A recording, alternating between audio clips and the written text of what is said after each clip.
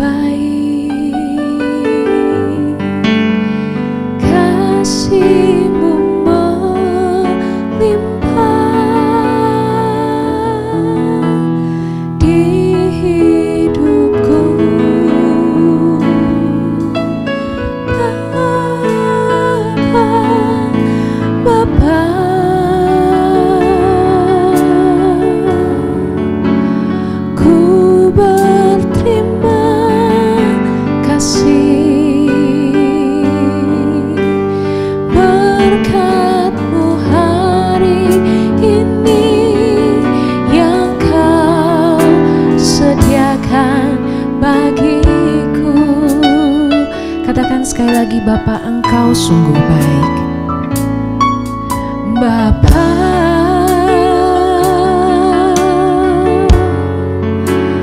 Engkau sungguh baik,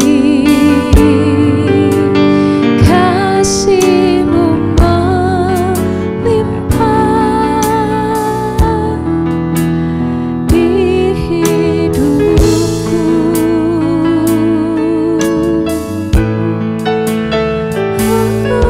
Bapa,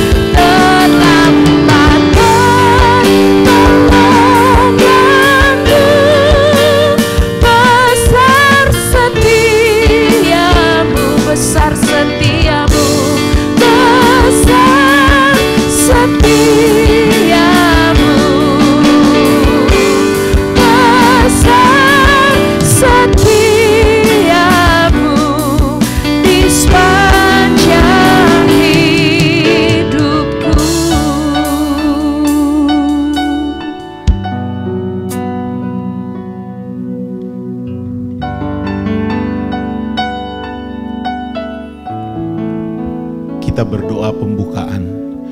Bapa di surga, hari ini kami memasuki hari yang baru, bulan yang baru.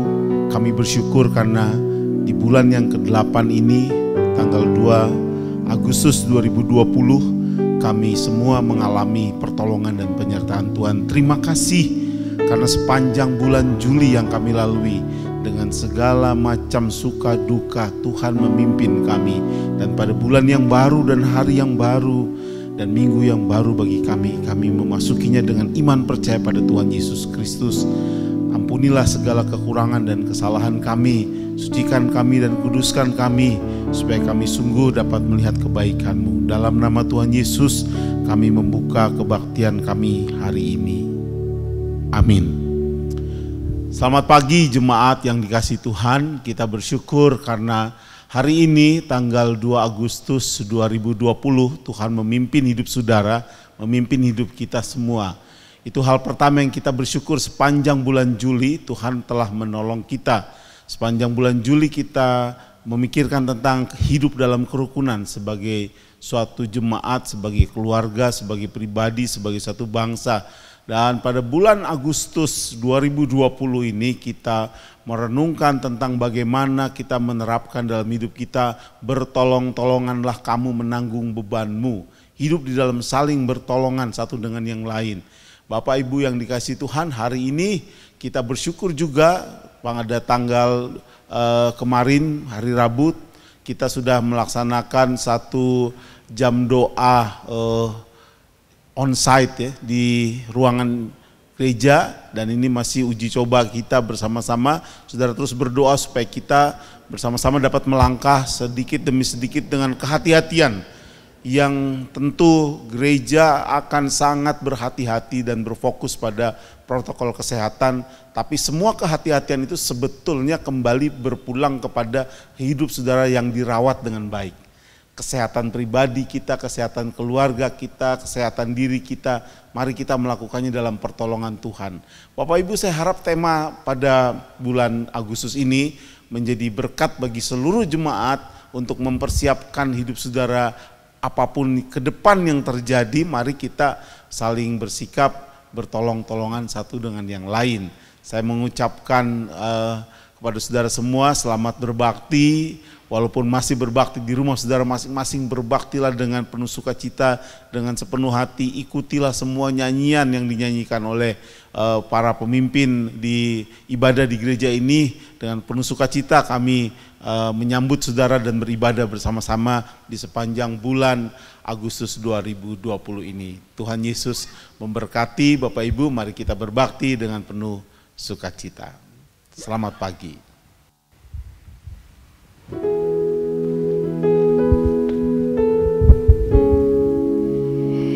Ya, Bapak dan Ibu sangat bersuka cita. Kenapa? Karena apapun yang terjadi, Tuhan yang sudah menetapkan setiap langkah kehidupan orang yang percaya. Amin. Kita akan menaikkan pujian dan biarlah hati kita terus bersuka cita di hadapan Tuhan, dan biarlah kita menikmati segala kebaikan Tuhan. Tuhan menetapkan langkah-langkah orang. Naikkan pujian ini dan biarlah sukacita kita meluap kepada Tuhan yang luar biasa, yang menyertai kehidupan kita sampai hari ini dan sampai selama-lamanya. Menetapkan langkah-langkah orang yang hidupnya berkenan kepadanya. Apabila ia jatuh, tak akan tergeletak, sebab Tuhan menolong.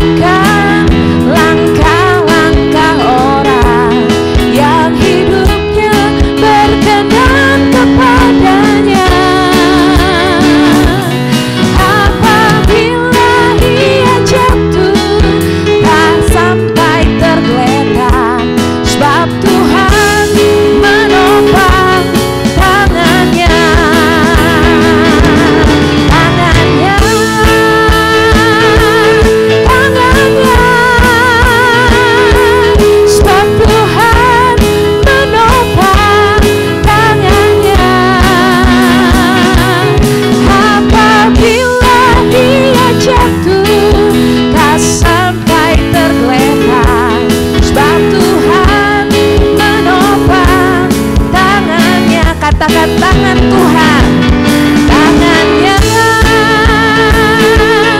tangannya, sebab Tuhan menopang tangannya. Apabila dia jatuh tak sampai tergeletak, sebab Tuhan menopang tangannya. Sebab Tuhan menopang tangannya. Sebab Tuhan menopang tangannya.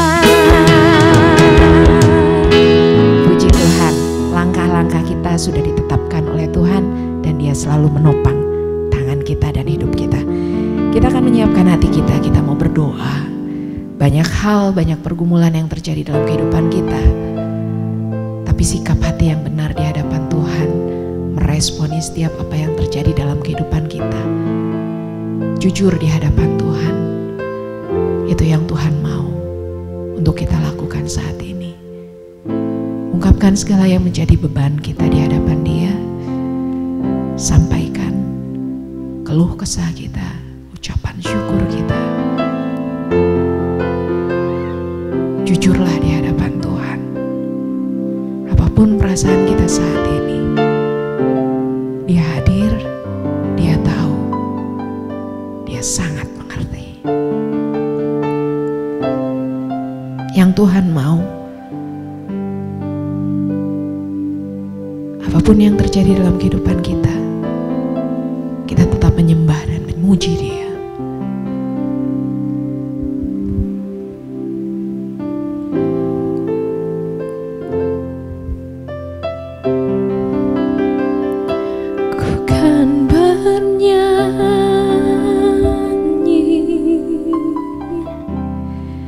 Sampai jiwaku percaya, sampai hatiku mendengar lagu pengharapan.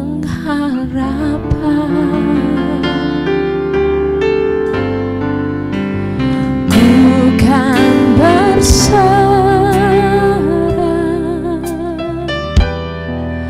ku tahu aku tak sendiri.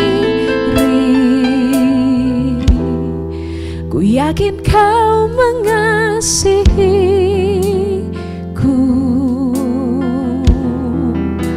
bahkan di dalam api pun ku kan menyembahmu.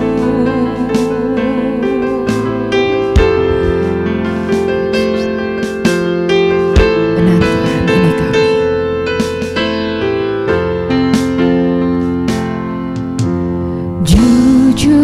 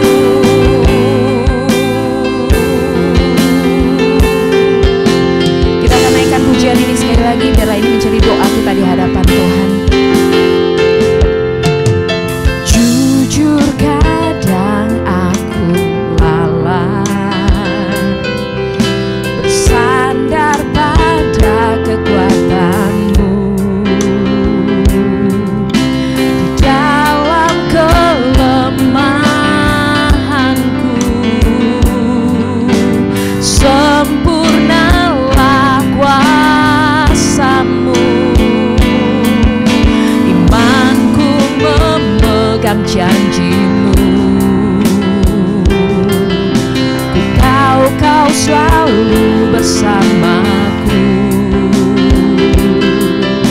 dalam setiap perkaraku.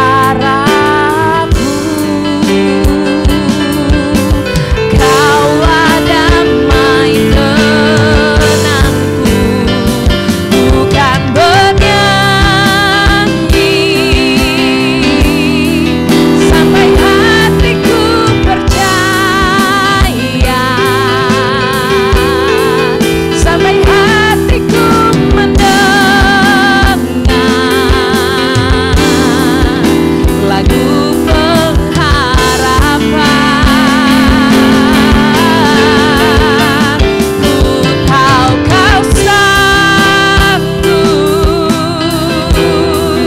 aku tak pernah sendiri, selalu baik kau di hidupku, bahkan di dalam api pun. Ku kan bernyanyi sampai hatiku percaya, sampai hatiku mendengar lagu pengharapan. Ku tahu kau sanggup, aku tak pernah sendiri, selalu baik kau di hidupku, bahkan di dalam api pun. Ku kan menyembahmu, bahkan di dalam api pun. Ku kan menyembahmu. Saat ini kami datang kepada Engkau, Allah yang luar biasa dalam kehidupan kami, dalam setiap pergumulan kami yang kami hadapi saat ini. Kami tahu pengharapan kami ada di dalam Tuhan. Saat ini Tuhan, kami serahkan, kami letakkan segala pergumulan kami, keluarga kami, masa depan kami, anak-anak kami, orang tua kami ke dalam tangan Tuhan. Kami berdoa untuk gereja ini, jadikan gereja ini gereja yang berdampak untuk orang-orang di sekitar. Gereja yang menjadi pencerminan daripada wajah Kristus di bumi ini. Biarlah gereja ini dapat menjadi teladan, dapat menjadi berkat. Dan kami berdoa Tuhan untuk setiap pemimpin kami di gereja ini. Gembala sidang kami, pendeta kami, para diakon, para pengerja Tuhan. Tambahkan kasih dan pengenalan akan Tuhan atas kami. Kami berdoa Tuhan untuk bangsa dan negara kami.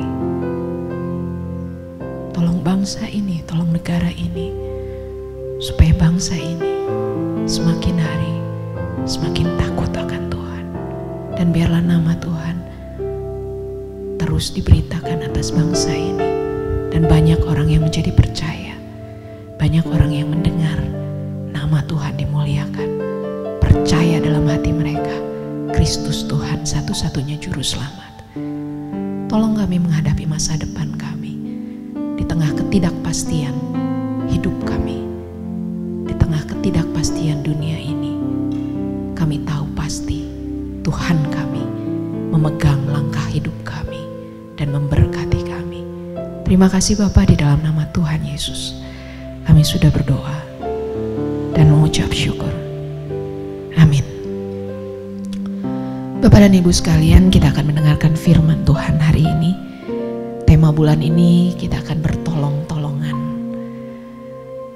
Apa yang menjadi isi hati Tuhan akan disampaikan lewat firman Tuhan.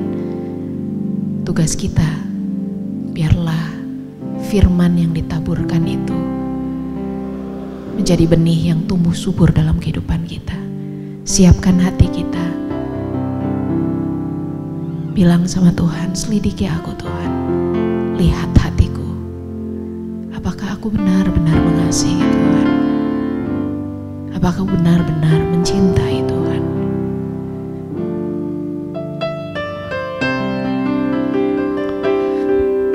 Ini kami Tuhan. Selidiki aku, lihat hatiku. Apakah ku sungguh mengasihimu, Yesus? Kau yang Maha tahu dan menilai hidupku. Tak ada yang tersembunyi bagimu. Selidiki aku, lihat hatiku. Apakah ku sungguh mengasihimu, Yesus? Kau yang Maha tahu dan menilai hidupku. Tak ada yang tersembunyi bagimu. Lah ku lihat kebaikanmu yang tak pernah habis di hidupku. Ku berjuang sampai akhirnya kau dapati aku tetap setia. Naikkan pujian ini dari hati kita. Selidiki aku, lihat hatiku. Apakah ku sungguh mengasihimu, Yesus? Kau yang Maha tahu dan menilai hidupku. Tak ada yang tersembunyi bagimu. Lah ku lihat kebaikanmu yang tak pernah habis di hidupku. Ku berjuang sampai akhirnya kau dapati aku tetap setia. Lah ku lihat kebaikanmu yang tak pernah habis di hidupku. Ku berjuang sampai akhirnya kau dapati aku tetap setia. Kau dapati aku tetap setia. Kau dapati aku tetap setia.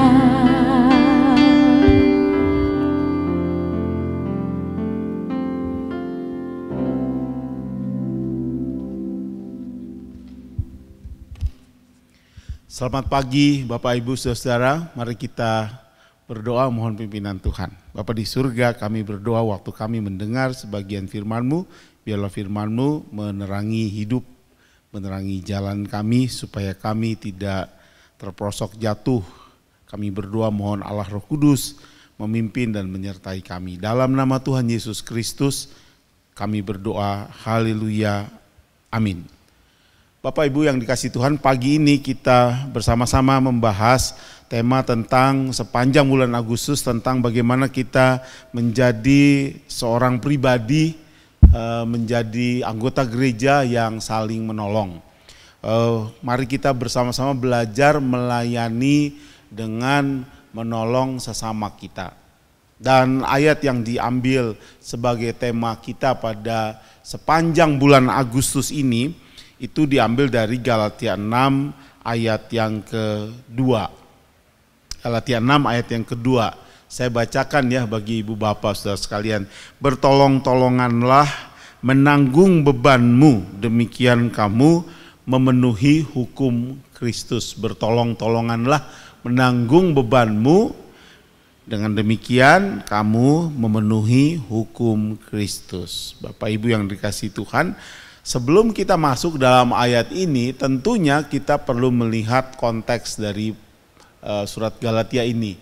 Dalam Galatia pasal yang kelima, Rasul Paulus menyampaikan kepada jemaat di kota Galatia itu satu prinsip yang penting tentang hidup dalam roh. Dalam Galatia pasal 5, saudara melihat bersama ayat yang ke-25 contohnya ya.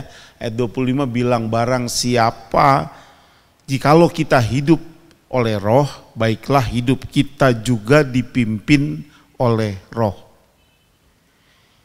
Jikalau kita hidup oleh roh, baiklah hidup kita juga dipimpin oleh roh. Dan ayat ini menutup pendahuluan dari bagian ayat 25 itu, yaitu ayat 22 dan 23 yang sangat terkenal. Semua kelas-kelas sekolah minggu, semua anak-anak sekolah minggu sampai dewasa pernah belajar ayat 22 dan 23, yaitu tentang buah roh.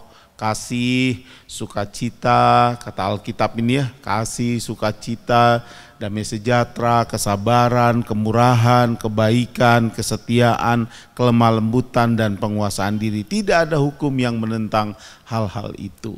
Waktu kita memikirkan tentang bagian di ayat yang sebelum ayat yang pasal yang ke-6 ini, kita semua dikuatkan oleh satu konteks yang luar biasa sekali, bahwa orang yang hidup dalam roh adalah orang yang mengasihi sesamanya, mengasihi Tuhan Allahnya dengan sepenuh hatinya, dan mengasihi dirinya sendiri. Orang yang tidak mengasihi dirinya sendiri, orang itu tidak akan mampu mengasihi orang lain. Orang yang tidak menerima dirinya sendiri, orang itu tidak dapat menerima orang lain. Jadi kita belajar bersama-sama, kalau orang tidak mengasihi Allah dengan segenap hatinya, wah dia juga akan mengalami persoalan dengan dirinya maupun persoalan dengan sesamanya. Saudara yang dikasihi Tuhan, bagian-bagian ini kita belajar bersama-sama. Waktu kita masuk dalam Galatia pasal 6, kita dikuatkan bahwa kita harus hidup dalam roh, dan salah satu indikatornya adalah kita hidup dalam kasih kepada Allah, kasih kepada sesama, dan kasih kepada diri kita sendiri.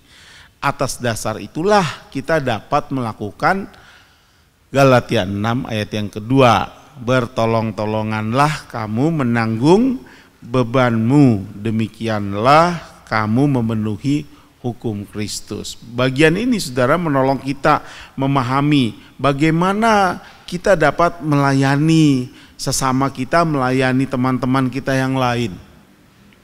Setidaknya saya ingin berbagi kepada saudara dua kebenaran yang penting tentang pelayanan menanggung beban sesamamu manusia. Pelayanan ini saudara dikatakan di dalam ayat yang ke-1 begini, saudara-saudara, kalaupun seorang kedapatan melakukan suatu pelanggaran, maka kamu yang rohani harus memimpin orang itu ke jalan yang benar dalam roh, lemah lembut, sambil menjaga dirimu sendiri supaya kamu jangan kena pencobaan. Jadi waktu kita membaca ayat ini, ternyata ada dua kebenaran yang begitu penting untuk kita dalam perspektif membantu atau menolong sesama. Kebenaran yang pertama itu ketika kita memikirkan tentang bagaimana kita menolong sesama kita pertama ayat ini berkata harus saling menanggung beban. Nah pertanyaannya, beban ini beban apa? Dalam pasal yang ke-6 ayat 1 sudah membatasi kepada kita satu bagian yang penting, yaitu beban hidup, beban mental, beban jiwa seseorang. Jadi bukan saja beban ekonomi ya, tapi beban mental, beban jiwa, persoalan yang berat. Gangguan kesehatan jiwa itu gangguan yang sangat crowded, tidak dapat dilakukan secara online. Ya, dalam dokter-dokter psikiater, saya baru diskusi dengan psikolog klinis di satu rumah sakit, dan dia bilang saya nggak bisa pendeta, kalau orang yang dalam gangguan emosi dia harus didampingi secara rapat, secara ketat, tidak dapat ditolong secara telepon, secara online. Ya, saudara dan saya belajar bagian ini. Ayat ini bilang kepada kita, apakah mungkin di dalam jemaat ada orang yang mengalami gangguan-gangguan emosional? Lembaga Literatur Baptis pernah menerbitkan buku mungkin sekitar 8 atau 10 tahun yang lalu. Buku itu tentang orang-orang yang menderita di bangku gereja Anda. Waduh saudara, orang-orang yang menderita di bangku gereja Anda. Mungkin saja dia seorang yang berdasi bagus, dia seorang yang necis, dia seorang yang baik, dia seorang pemimpin, tapi dia dalam keadaan persoalan dengan jiwanya. Apakah itu mungkin? Mungkin, jangan-jangan pendetanya ya. Atau seorang guru sekolah minggu, mungkin bukan murid. Siapa saja bisa mengalami gangguan kejiwaan. Karena itu Rasul Paulus membuat itu menjadi logis, menjadi sangat manusiawi. Rasul Paulus bilang begini, kalaupun seorang kedapatan melakukan suatu pelanggaran, kalaupun seorang kedapatan melakukan suatu pelanggaran, Rasul Paulus bilang bahwa setiap orang berdosa dapat jatuh ke dalam satu persoalan. Siapa saja tanpa kecuali. Saudara dan saya pun bisa dapat jatuh ke dalam satu persoalan. Dan saudara dapat gagal, dapat bersalah, dapat melakukan suatu pelanggaran. Apakah dia seorang rohaniwan, dia seorang jemaat biasa, apakah dia seorang yang terdidik atau orang yang kurang pendidikannya, dia tetap dapat jatuh ke dalam satu persoalan. Apakah dia seorang yang membaca Alkitab dengan baik maupun dia tidak membaca Alkitab, dia tetap dapat jatuh ke dalam satu persoalan. Saudara, waktu kita membaca bagian ini, kita tertolong sekali. Alkitab mengajarkan kepada kita kalau ada orang yang jatuh ke dalam satu persoalan, nah mari kita belajar dua hal penting dalam bagian ini. Tentang orang yang menolong dan orang yang ditolong. Ya. Mulai dari mana? Mulai yang ditolong dulu. Ya. Mulai orang yang ditolong. Orang yang ditolong itu harus dapat dipastikan merasa dikasihi. Itu yang penting ya. Orang yang ditolong itu harus pasti bahwa dia dikasihi oleh teman-temannya, tidak ditinggalkan, tidak orang Jawa bilang apa ya, dilepeh. Kalau Anda makan permen yang katanya manis, tiba-tiba permennya nggak manis, saudara, wih, nah itu namanya dilepeh. Orang tidak merasa ditolak di dalam satu komunitas, di dalam satu persekutuan. Bulan Juli kita sudah membahas tentang persekutuan gereja, persekutuan Kristen, persekutuan rumah tangga. Orang tidak merasa tertolak. Orang tersebut kata Alkitab harus merasa diterima. Ayat yang ini bilang dalam roh yang lemah lembut. Dalam roh yang lemah lembut dengan penuh kasih, keramahan.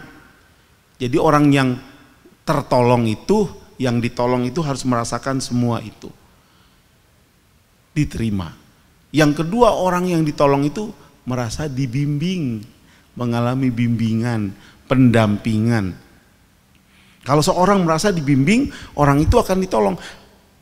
Maka kamu yang rohani harus memimpin orang itu ke dalam jalan kebenaran. Ayat yang ke-6, dan baiklah dia yang menerima pengajaran dalam firman, membagi segala sesuatu yang ada padanya dengan orang yang memberikan pengajaran itu. Orang itu harus diajar oleh firman, dipimpin oleh firman Tuhan.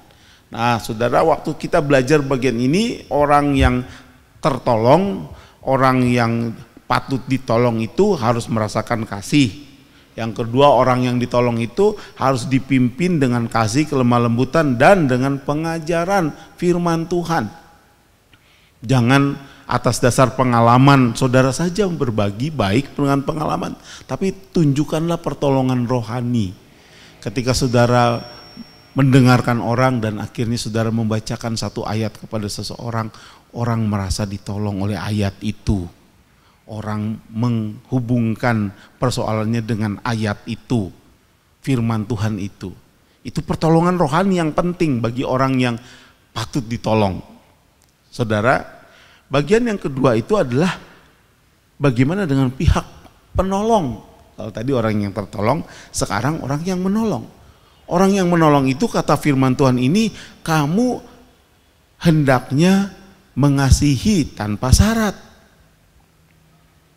Dia harus bisa menerima orang yang jatuh ke dalam kesalahan itu. Kalau dia tidak menerima dan dia hanya mempersoalkan persoalannya, dia tidak menolong. Jangan terus-menerus menyudutkan orang yang ada di dalam suatu persoalan. Karena Allah Roh Kudus yang bekerja di dalam diri orang itu sebetulnya sudah berbisik kepada orang itu. Tapi kadang-kadang berbisiknya Roh Kudus tidak dikenal, tidak didengar oleh orang yang ditolong karena yang menolong terlalu berisik dengan agenda-agendanya sendiri. Sehingga suara Allah Roh Kudus terbunuh oleh berisiknya banyak pendapat orang. Saudara, tenanglah ketika saudara menolong. Tolonglah orang, karena itu kasih yang tanpa syarat. Terimalah orang itu apa adanya terlebih dulu. Ya, terimalah orang itu. Jangan memperbincangkan situasinya, tapi kasihilah dia jiwanya. Saudara, yang kedua, saudara yang menolong juga jangan merasa jumawa. Jumawa itu apa ya? Kamu pasien saya, jadi kamu dalam kualitas yang lebih rendah dari saya, kamu dalam kualitas yang lebih berdosa dari saya lebih tinggi derajatnya karena saya seorang pendeta.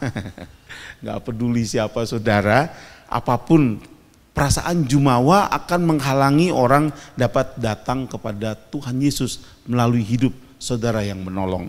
Ayat 3 dan ayat 4 membuktikan apa yang saya ucapkan tadi. Sebab kalau seorang menyangka bahwa ia berarti, padahal ia sama sekali tidak berarti, ia menipu dirinya sendiri. Baiklah, tiap-tiap orang menguji pekerjaannya sendiri, maka ia boleh bermegah melihat keadaannya sendiri dan bukan melihat keadaan orang lain. Jadi terimalah orang lain dan jangan merasa diri jumawa untuk menolong orang lain. Dan yang ketiga, seorang penolong harus memimpin dan menolong seseorang di dalam firman Tuhan, di dalam ajaran yang sehat, ajaran yang benar. Benturkanlah setiap orang yang ada di dalam situasi yang sulit, tuntunlah mereka kepada ajaran firman Tuhan sehingga mereka dikuatkan dan diteguhkan.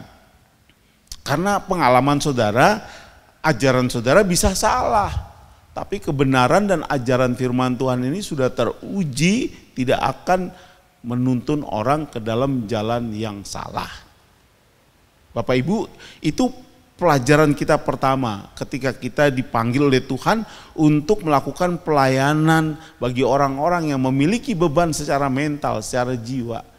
Orang-orang seperti itu ada banyak di dalam hidup saudara, lalu lintas hidup saudara, mungkin teman saudara di kantor, teman kerja saudara, di jalan-jalan banyak orang yang perlu ditolong, atau bahkan tetangga saudara sendiri di rumah perlu ditolong. Saudara dipanggil untuk menolong sebagai anak-anak Tuhan.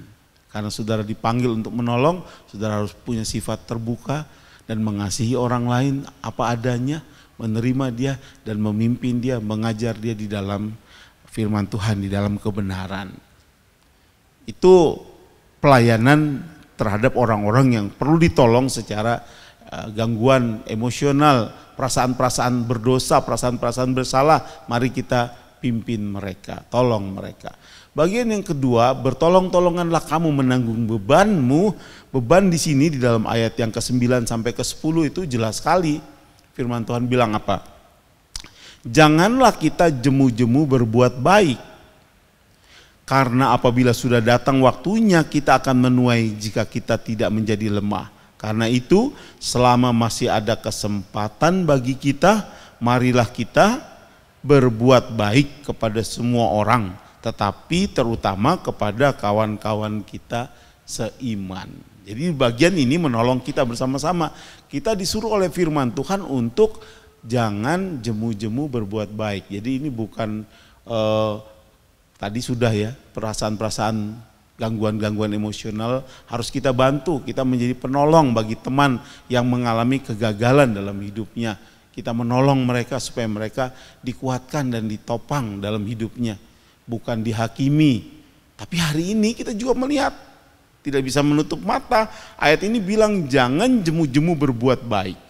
Artinya saudara, ada orang yang memang di dalam keadaan yang sulit secara materi. Pelayanan menanggung beban secara natural, secara real adalah pelayanan gereja yang harus dilakukan. Saudara, pada sebelum Martin Luther itu abad ke-13 Masehi terjadi pandemi seperti ini, dikenal sebagai pandemi Black Death. Black Death itu mengakibatkan sekitar 200 juta orang meninggal dunia. Mengerikan sekali. Black Death itu sebetulnya kutu tikus, penyakit pes. Penyakit pes, kutu tikus yang nggak bisa hidup di tikus mencari media lain, medianya orang. Jadi orang terkena kutu tikus bisa meninggal, wabah yang besar. Nah saudara, Martin Luther itu bapak gereja, dia akhirnya menikah, berhenti hidup selibat ya. Dia menjadi seorang Protestan dan dia menikah. Dan dia punya anak, dan anaknya kena pes. Mengerikan ya. Anaknya kena wabah itu. Ketika dia menangis dan dia bilang, Tuhan kenapa? Kenapa? Kenapa anakku yang harus kena wabah pes? Dan anaknya meninggal. Sejak itu Martin Luther menulis surat kepada gereja di Jerman, kepada gereja di Eropa, mari buka pintu-pintu gereja untuk menampung orang-orang yang terkena wabah pes. Dan gereja menutup rumah ibadahnya dan menjadikan penampungan bagi banyak orang yang terkena wabah pes. Luar biasa saudara, luar biasa. Dan wabah pes itu berlangsung berapa lama saudara? 200 tahun, 2 abad. 2 abad ya, kita baru ngalami berapa nih? Januari, Februari, Maret, April, Mei, Juni, Juli, Agustus, nanti belum 5 bulan. Ya, saya nggak tahu ya berapa lama nih kita ngalamin. Enaknya berapa lama sih? Saya maunya secepatnya ya. Tapi kalaupun nggak bisa cepet, gimana? Saudara, flu Spanyol, Spanish flu itu 50 tahun baru selesai. Mengerikan. Saudara dan saya belajar bersama-sama bahwa situasi pandemi secara historis harus belajar melihat banyak orang yang butuh pertolongan kita. Mungkin kita nggak bisa membantu secara langsung, tapi ketika kita mendengarkan, kita berdoa bersama-sama dia, dan kita bisa berbagi. Kalau saudara punya 2 Indomie yang satu kasih teman saudara, yang satu untuk keluarga saudara. Saling berbagi secara nyata. Kita bersyukur karena Tuhan menempatkan generasi saudara dan generasi saya hari ini di suatu pandemi yang baik ini. Menurut saya mengartikan secara rohani ini baik untuk hidup kita, mengoreksi hidup kita. Kita berarti generasi yang tangguh karena mengalami pandemi 100 tahunan atau 200 tahunan. Mari kita menghadapi ini dengan penuh keyakinan bahwa perbuatan-perbuatan baik kita itu dikehendaki oleh Tuhan. Saudara dan saya, bertolong-tolonganlah menanggung bebanmu. Ayat ini bilang kepada kita salah satu beban yang penting adalah saudara menolong orang yang membutuhkan kebaikan hati saudara. Taburlah kebaikan hatimu. Nah pertanyaannya sekarang, kalau kita menabur kebaikan, siapa yang harus ditabur? Ya ada 2, di sini disebutkan ada 2 fokus. Yang pertama semua orang, tapi juga saudara-saudara seimanmu ya. Jangan nolong orang lain, saudara sendiri nggak ditolong ya. Kita bisa jadi pahlawan di luar rumah, tapi di dalam rumah kita nggak bisa jadi pahlawan ya. Tolonglah orang-orang di sekelilingmu, di sekitarmu, yang terdekat denganmu. Tapi juga bantulah orang lain di luar yang membutuhkan pertolongan. Saudara, kalau saudara naik pesawat dan pesawat dinyatakan turbulensi, apa yang terjadi? Ada dari atas pesawat itu akan turun selang kuning, biasanya selang kuning oksigen. Lalu ada petunjuk, di petunjuk gunakan oksigen, kalau Anda membawa anak gunakan oksigen itu untuk si ibu dulu, bukan si anak dulu ya. Si ibu dulu baru ke anak. Jadi saudara, itu menolong kita. Tolonglah orang terdekat dengan kita, dan bersama-sama dengan itu mari kita belajar menolong orang lain juga. Jadi bagian ini bagian yang begitu jelas untuk kita. Saya mengajak gereja kita untuk berdoa supaya kita kuat oleh Tuhan, tapi juga kita belajar menguatkan diri kita supaya kita bisa menolong orang lain.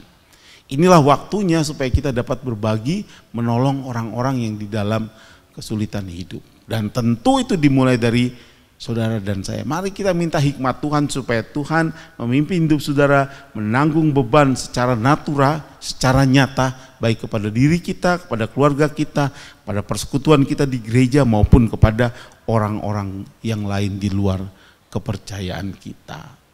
Semua orang, kata Alkitab, berbuat baik kepada semua orang, tetapi terutama kawan-kawan seiman kita. Saya pikir dua hal pengertian dari bertolong-tolongan kamu menanggung bebanmu sangat jelas bagi kita.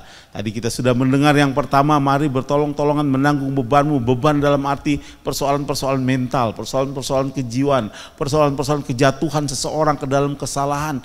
Bantu dia pulih, jangan bantu dia makin terpuruk, karena Anda akan dievaluasi atas dasar kasih Anda di dalam kekekalan, bukan atas dasar perbuatan baik Anda, tapi atas dasar kasih Anda kepada sesama saudara. Tolong mereka supaya mereka tertolong hidupnya. Kalau ada orang lain yang datang kepada saudara di dalam keadaan kesulitan, bantulah mereka. Saya ingin mengakhiri khotbah saya pada hari ini dengan membuka satu bagian yang saya kira sangat saudara paham, saudara juga mungkin hafal bagian ini. Dari surat Yakobus itu menolong kita bersama-sama mengerti bagaimana saudara dan saya dipanggil oleh Tuhan untuk menolong orang lain yang di dalam kesulitan dalam hidupnya. Waktu saudara dan saya dipanggil untuk menolong orang, saudara ingatlah ayat yang disampaikan oleh baik Rasul Paulus untuk saudara bertolong-tolongan menanggung bebanmu, tapi saudara juga mendengar dari Rasul Petrus di mana saudara dan saya dipanggil untuk menolong sesama saudara. Yakobus 2 ayat yang ke-15.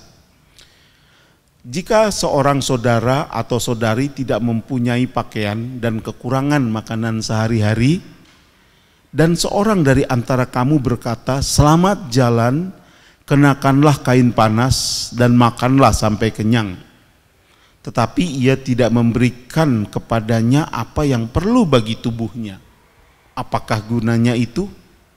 Demikian juga halnya dengan iman. Jika iman itu tidak disertai dengan perbuatan, maka iman itu pada hakikatnya adalah mati. Mari kita menolong sesama kita secara real, secara nyata. Menolong beban-beban hidupnya, menolong perasaan-perasaan yang terluka, dan juga menolong beban-beban sosial, beban-beban ekonomi. Sesedikit apapun saudara membantu, bantulah saudara-saudaramu. Amin. Mari kita tunduk kepala, kita berdoa bersama.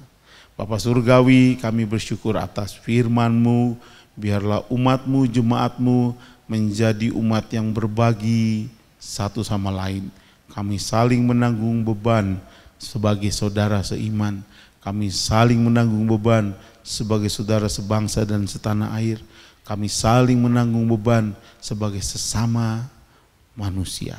Dalam nama Tuhan Yesus kami berdoa. Haleluya. Amin.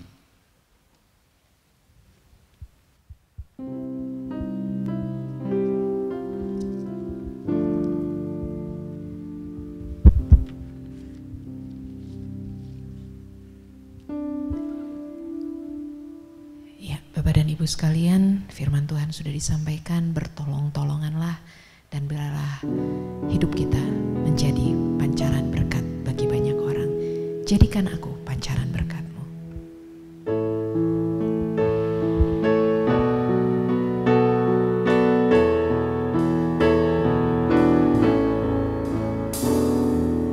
Di jalan hidup berliku-liku, banyak keluh dan kesal. Berilah terang di tempat gelap itu, hiburkan orang resah. Jadikan aku pancaran terang-Mu, juga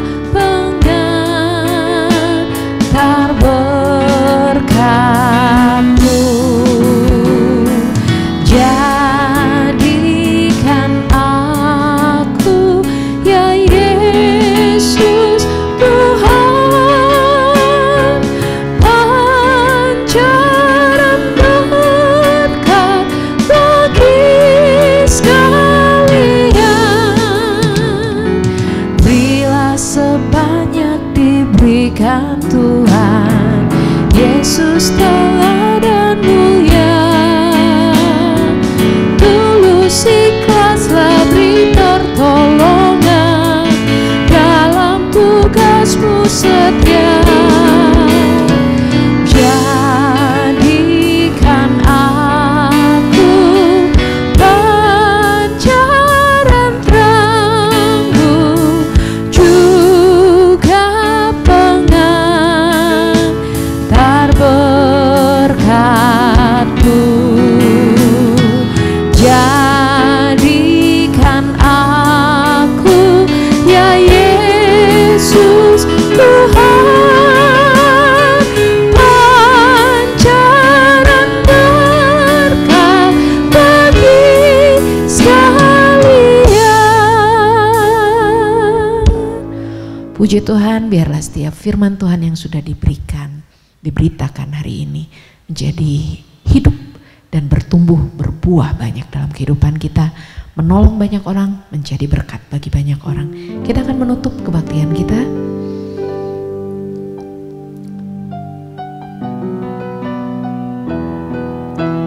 Katakan pada Tuhan, bagimu ya Tuhan segala kepujian, segala kemuliaan, hormat hanya bagi Raja di atas segala raja, Yesus Kristus Tuhan. Bagimu ya Tuhan.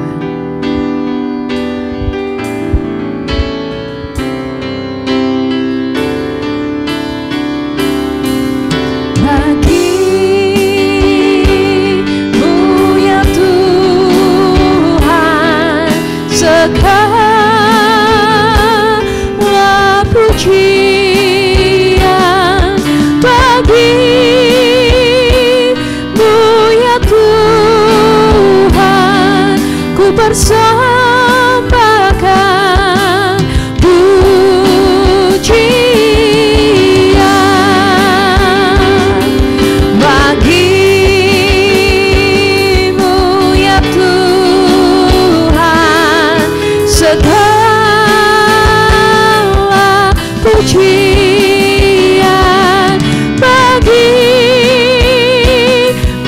ya Tuhan ku persembahkan pujian. Ku persembahkan pujian.